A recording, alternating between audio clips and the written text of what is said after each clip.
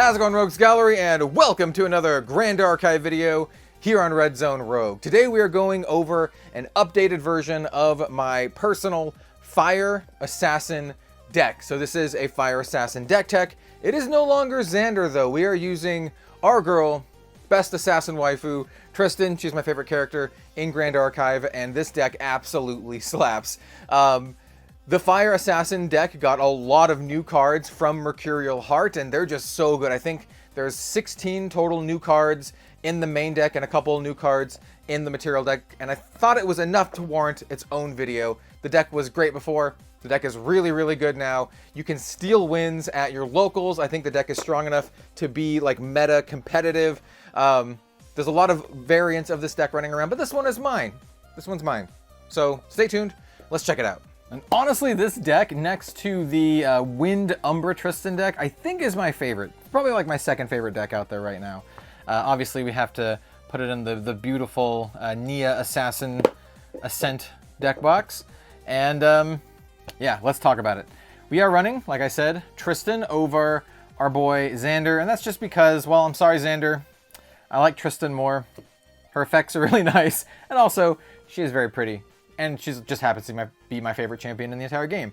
So before we talk about the actual main deck, let's go over our material deck. Now, if you have seen our other Fire Assassin deck tech, not a whole lot has changed for the material deck. Only 2 cards. One of them is Tristan Underhanded, and she's almost the same as Xander level 1.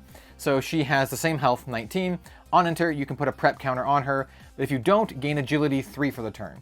And that gives you the ability to have an insanely explosive turn and make your game very, very fast. One of the things that this deck can really do now is it can push a ton of damage even faster and, you know, increase that kill clock even more. And this is one of the ways you do that, right? And what agility 3 means that you return 3 cards from your memory to your hand at the beginning of the end phase, right? You get to pick which cards those are. So if you want to get that agility, or if you want to get that prep counter, if you can use it, yeah, go for that. But if you have something really, really nice in your hand, like a Vermilion Decree, any of these fast speed like burn cards, right?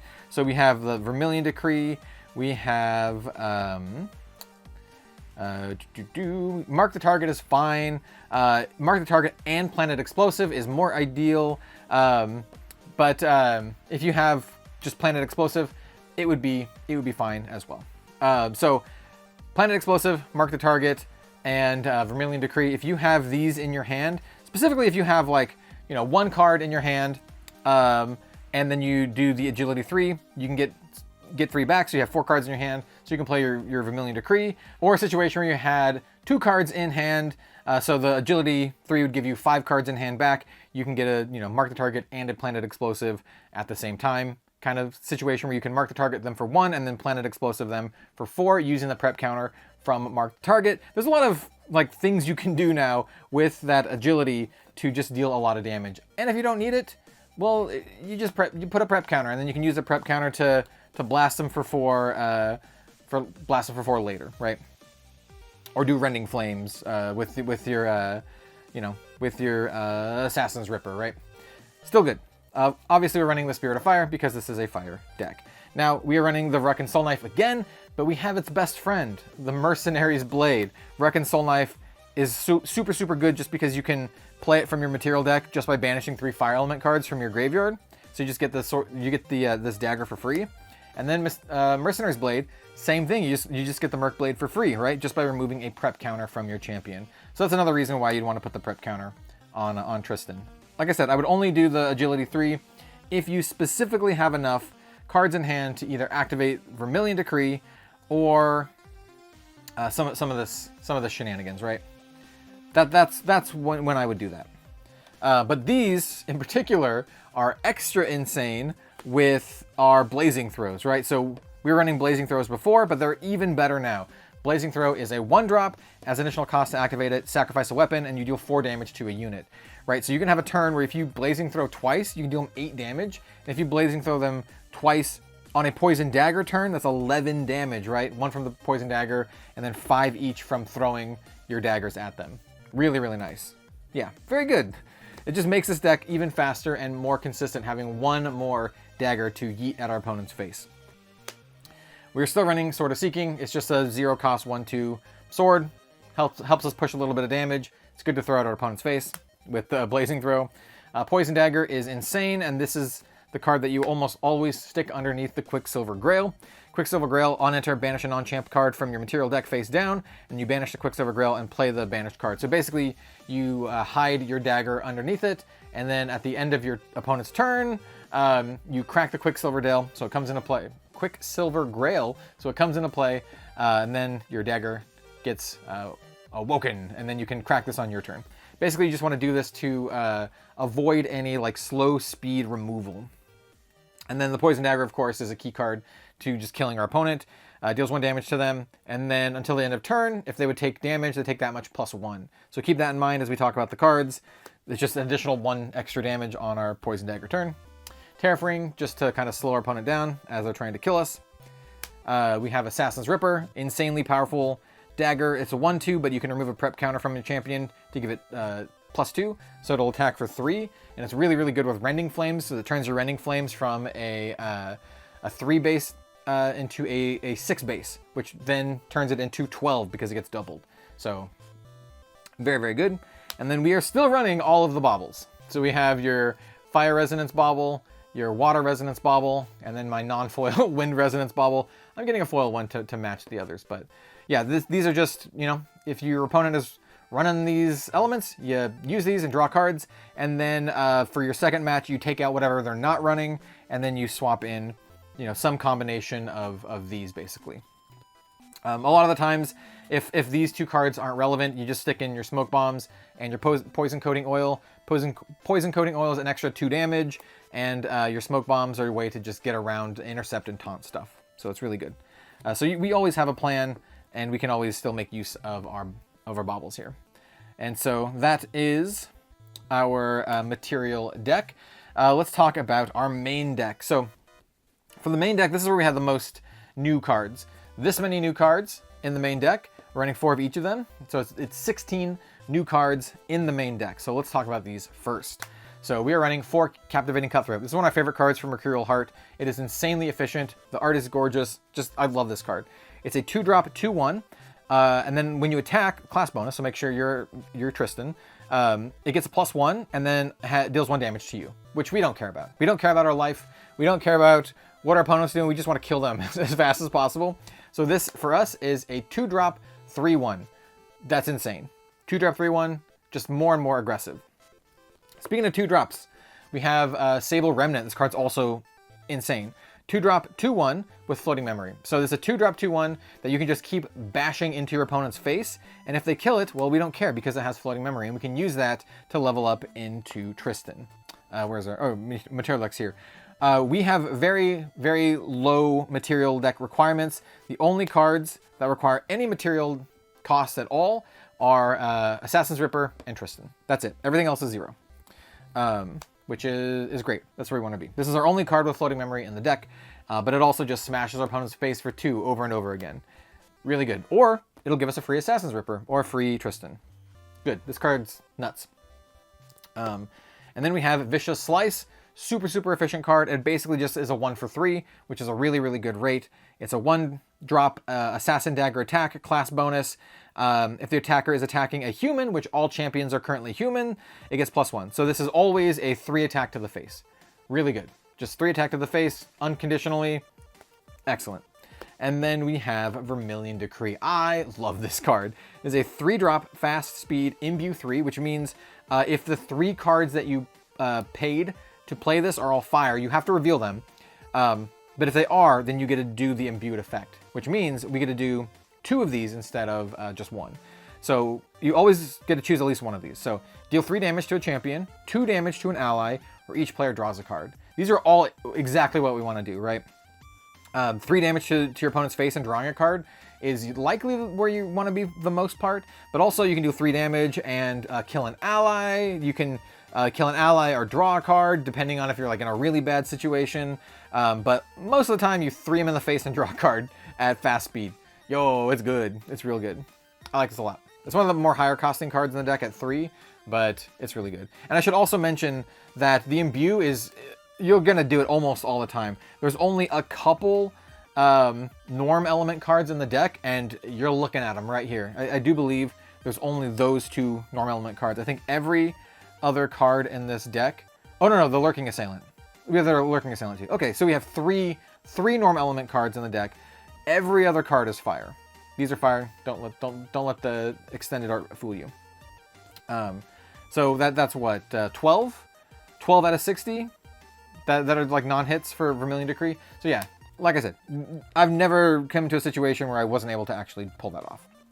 All right, let's talk about the rest of the deck pretty quickly. It's literally the same as you saw it before. So, but if you haven't seen it before, we'll go over it quickly. Rococo, she's a 1-drop 1/1 that deals her opponent 2 damage if we have influence less than 4. If you have Poison Dagger, she deals 3 and then 2. So she's a 1-drop 5 damage card. She is nuts. Rococo is insane and also has super cute artwork by Gule. Shout out to Gule. Clumsy Apprentice. She just replaces herself, right? She's a 2-drop 1/1. On enter, deal 2 damage to your champion. We don't care, like I said. She draws a card. So basically, she just does damage. On Poison Dagger turn, she does more damage. With Arthur, she does more damage. Same for Rococo. So yeah, just great. Clumsy Apprentice draws us cards. Keeps the pain train going. Hasty Messenger. This one feels less useful than a lot of the other cards these days, but she's still really good. She's a 2-drop 1/2, and then on attack you can discard a card if you do draw a card. So you just kind of filter something that's not working for you right now and get something that's a little bit better. But she only ever does like 1 damage. And so, like, for that reason, she's okay. She's okay. We're at the point now where I want my things to do at least like 2 points of damage or like draw a card, right? Korhazi Courier does that. And a little bit more. Korhazi Courier is awesome. Not just because it is my my collab card, but she does a ton of damage with Poison Dagger, right? So Korhazi Courier by herself with Poison Dagger does 4 points of damage. And then you can do even more if you have, you know, your Arthur out. And so she's stealth. By the way, the stealth is also really important for the poison coating oil, because we don't have that many allies with stealth. So the poison coating oil getting +2 to a unit like Korhazi Courier is really important. But anyway, class bonus on hit, draw a card, discard a card. If a fire element card was discarded, choose a unit and deal 2 damage to it. It's also a great way to kind of clean up pesky 1 toughness things. Yeah, this card's just a fire assassin staple. She is insane, and like I said, not just because she's my collab card. But Katsumi is real good. Crimson Tear. She's just a 3-drop 3 attack. That's basically what we're running her for in this deck. Better than like the the Blitz Mage, which only has 1 health, and I do like her a little bit better than the Archer dude. I have been trying the Archer dude out. He does 4 attack, but he also dies really easily. Crimson Tear is a little bit more resilient. Doesn't die to like dungeon guides and stuff, which can be really relevant. Yeah, she's good. She's good. Just make sure that you're level 1+ when you're attacking, so you can get that bonus. But yeah, she's great. Then we have our Lurking Assailant. This is our 3-drop 2/3. He does have stealth as long as he's awake, so you can do your poisoned coating oil and then crack it to give your Lurking Assailant +2, and then smash on in for 4. Not bad. And then he can also do his retaliate effect, which is like not bad. But he's basically just a 3-drop 2/3 that synergizes with some of the other stuff we're doing. Arthur's insane and is a must kill on sight for your opponent. 4-drop 2/3. On enter, you can rest him and give him immortality, which is really good if you think your opponent has removal to kill him, or if they have a big board. As long as he's rested, other allies you control get +1. A lot of the time, I'll just jam out Arthur and attack for 2, because I just want to push as much damage as possible, but there are a lot of times when it's the best play to actually give him immortality. And then we have all of our burn spells. Like you might have noticed, we cut all of the kind of like dirtily draw stuff. We're not running Creative Shock anymore. The deck is past that. We're not like twiddling our thumbs. Every card in this deck deals damage or just straight up draws us cards. But like more than that, because like we don't have any non-ally cards that just draw cards, right? We have allies that help us draw some cards, right? We have our Clumsy Apprentice, and we have the Hasties and Korhazis to help us get that little bit of filter action going. But everything in the deck is gas. Everything will do damage to some degree, which is what we want. So we have Blazing Throw. We already talked about this. It's insane. Mark the Target is really good. Gives us the prep counters, but also it's 2 damage on a Poison Dagger turn. It's also fast, so you can do weird stuff. Like if your opponent does like a shield, like, oh, prevent all the damage from a next source, you can, like, you know, hit it with the Mark the Target, kind of pop that, and so they can, your bigger attack can go through and deal damage. Planted Explosive is basically just a 2-cost burn spell that deals 2 damage, or 4 damage if you have a prep counter. So this is another way to get those prep counters. And then finally we have Rending Flames as our, like, big finisher. 3-drop, 3 attack, on attack, banish 3 fire element cards from our graveyard. And then if you do, Rending Flame gets, when this attack would deal damage, it deals double that damage instead, which is why it's really good with Assassin's Ripper to deal that 12 points of damage. But it also just dealing 6 is also, like, quite good. Or if you don't have, the Blazing Throw to use, you can get an extra 2 points of damage from something like a Verruckin Soul Knife, so you can get your Soul Knife out for free. That's a lot of fire element cards to use. You can get your Merc Blade out for, like, 1 prep counter, but you can get your Soul Knife out and then attack for 8 points of damage, which is still really, really solid. And then we finally have our sideboard. I've already kind of mentioned the sideboard. It's pretty standard, right? We have Safeguard Amulet against, Rye and, I guess, Merlin. Any deck that really wants to deal us non-attack damage. We have the Viridian Protective Trinket against water. We have Poison Coating Oil and Smoke Bombs. These will usually come in, like I said, to replace our baubles, unless these two are more relevant, right? So you kind of pick whatever one. You always sideboard at least something in game 2, right? You always take out at least one of the baubles. There are some champions now that have 2 elements, so, like, if you're real lucky, you might be running against a like a fire water like a fire water like guardian, like Nico or something like that, and you're like, hell yeah, and then you just crack your fire one first, because they'll usually run the Serene Spirit.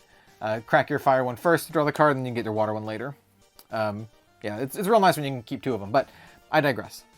Yeah, these are kind of like a free includes, right? And then we have 3 Raccoons to kind of round out the sideboard. These just kind of come in against, Rye, maybe opposing fire aggro lists, anything that you just want to banish stuff from their graveyard, because there's still dudes that attack. That's the most important part. There's still little dudes that attack for 1 and get pumped up by our Arthur and modified by our Poison Dagger, but they also help us, make it so our opponent doesn't kill us as well.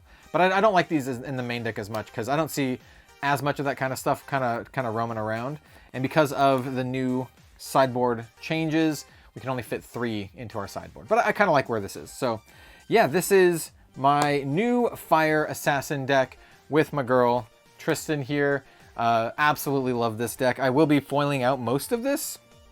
Like, I'm getting like the cold foil versions of, like, the Poison Dagger and the Assassin's Ripper.